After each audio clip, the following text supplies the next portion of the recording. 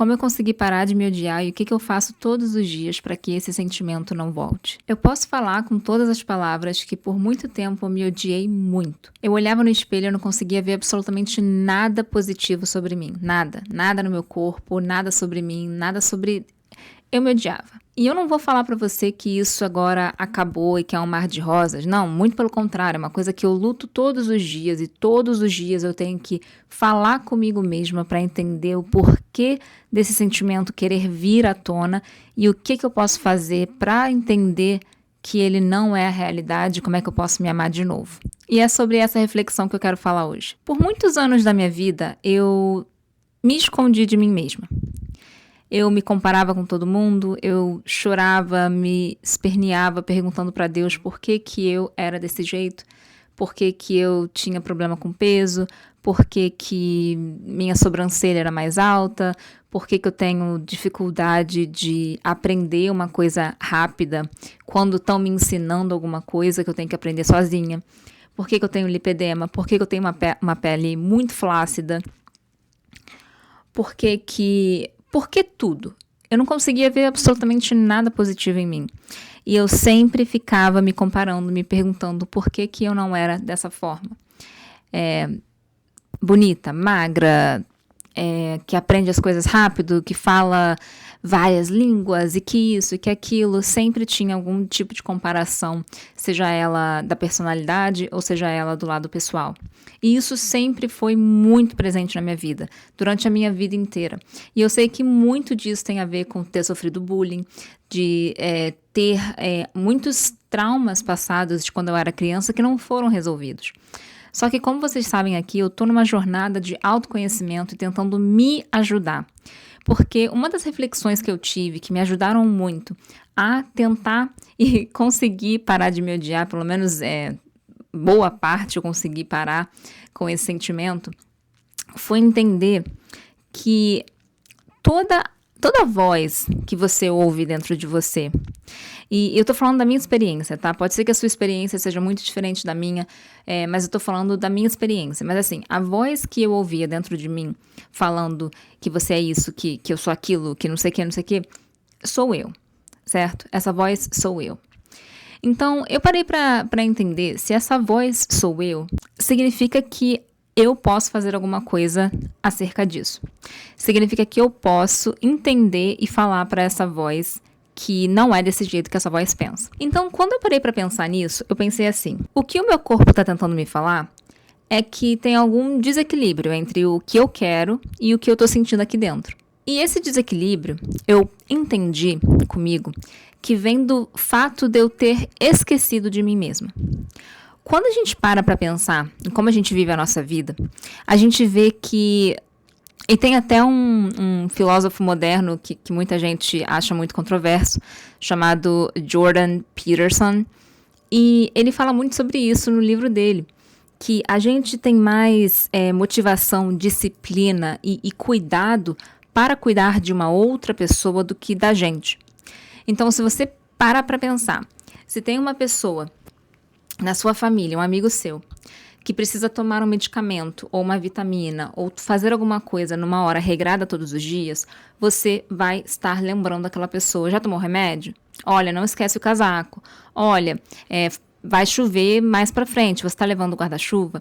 A gente sempre tem esse cuidado extra com o outro. E quando isso é referente a nós, a gente esquece de tomar vitamina, esquece de tomar remédio, esquece de ir pra academia, tá com preguiça, não come direito. A gente faz tudo o que a gente não faria se a gente estivesse cuidando da outra pessoa. E quando a gente para pensar nisso, a gente percebe o quão contraditório, quão doido isso é. Que a gente prefere esquecer da gente e cuidar do outro, dar a nossa vida pelo outro e deixar a gente de lado. E quando eu parei para pensar nisso, eu comecei a perceber alguns pontos que me levaram a tomar mais cuidado com essa voz dentro de mim e tomar mais cuidado em como eu estava me tratando. E, de novo, isso é uma jornada. Eu estou muito longe de estar num bom espaço mental quanto a essa questão, mas é uma coisa que eu venho filosofando comigo mesma durante essas últimas semanas, últimos meses. Eu comecei a pensar nessa voz dentro de mim como um gatinho ou um cachorro filhotinho ou adulto, tanto faz, que você acha na rua. Às vezes, principalmente quando é gato, que é um pouquinho mais arisco, você acha aquele gatinho na rua e aquele gatinho é completamente arisco. Aquele gatinho, aquele cachorro, eles não confiam em você. Então vamos lá, você pegou um gatinho na rua, aquele gatinho é arisco, aquele gatinho vai desconfiar de você, vai tentar te atacar, não vai comer, não vai beber, vai se esconder, não é assim? E o que acontece?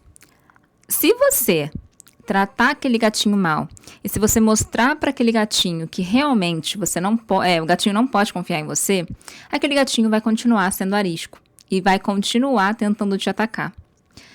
Agora, se você, de pouquinho em pouquinho, mostrar para aquele gato que você é uma pessoa bacana, que você pode, que o gatinho pode confiar em você, e aos poucos você for ganhando a confiança desse gato, esse gato vai começar a ficar mais manso e com o passar do tempo, esse gatinho vai ganhar a confiança que tem em você, vai começar a te amar e vai virar aquele amor incondicional. E por que eu estou explicando dessa forma? Porque eu gosto de explicar as coisas de uma forma muito prática e muito fácil. Pensa só você tentando apresentar um gato novo ao seu gato adulto, ou dois gatos adultos, tentando coexistir. A princípio, é um processo tão longo, até que esses dois gatos estejam acostumados um com o outro, que é uma coisa que se você não persistir, não vai dar certo. Então, o que eu comecei a pensar referente a tudo isso? Eu pensei que essa voz dentro de mim é como se fosse esse gatinho arisco. Só que o que acontece? Eu não estou mostrando para mim mesma, eu não estou mostrando para essa voz que tá tudo bem, que essa voz pode confiar em mim. Muito pelo contrário. Eu tô basicamente ou alimentando aquela voz, ou seja, fazendo coisas nas quais o meu eu interior não vai confiar em mim, ou eu só me afasto e deixo quieto, e aquela, a voz interior, o meu eu interior, não vai conseguir criar essa confiança, só vai ficar arisco, porque não tem nada que tá mostrando para aquele eu interior que tá tudo bem.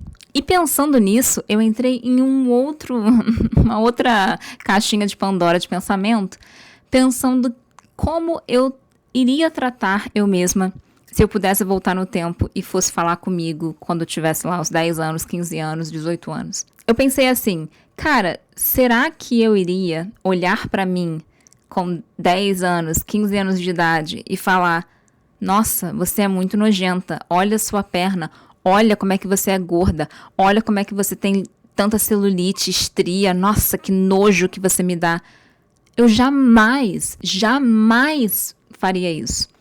Eu ia abraçar, eu fico até com vontade de chorar, eu ia abraçar aquela menina e ia falar que tá tudo bem, que não interessa o que acontecer, que ela tá protegida, que ela tá segura, que ela vai ser feliz. E por que eu não faço isso comigo agora? Então, você está entendendo o processo louco que é essa jornada de autoconhecimento? Você tem que entender que se você não for a pessoa que está do seu lado, que você pode confiar, não tem nada nem ninguém que vai preencher essa lacuna e esse vazio dentro de você. Porque o processo da vida é basicamente você não só se conhecer, mas entender o que você está trazendo para esse mundo. Só que você não vai conseguir explorar o seu dom e o porquê que você está nesse mundo se você não conseguir nem falar a mesma língua que o seu eu interior. E, de novo, não é um processo fácil. Não é um processo fácil. É uma coisa que eu tenho que monitorar todos os dias. Porque essa voz e esse processo de desconstruir uma coisa que está dentro de mim, que já criou raiz por 34 anos, é muito difícil da gente tirar e da gente substituir e substituir aquilo por uma coisa mais positiva. Só que aos poucos, da mesma forma que se você fosse introduzir um gato ao outro, é um processo que pode levar meses. Isso de desconstruir todo aquele sentimento negativo que você tem com você mesmo é um processo que pode levar muito tempo, muito, muito tempo.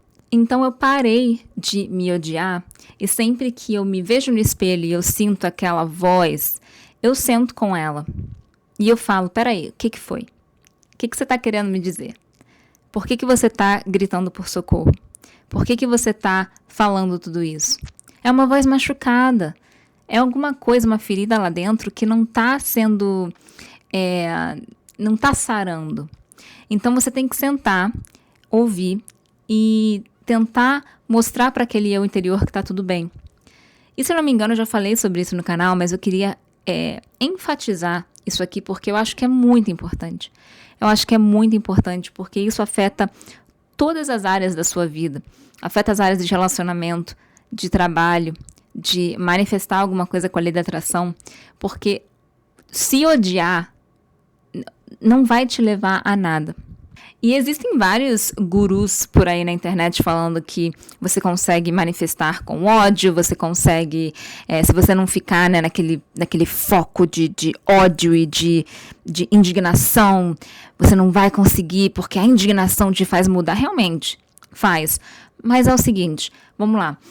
Como eu já falei pra vocês, eu emagreci 50 quilos, tem a história aqui no meu canal, e foi basicamente, veio de um processo de indignação, veio de um processo de não é possível, isso vai acontecer.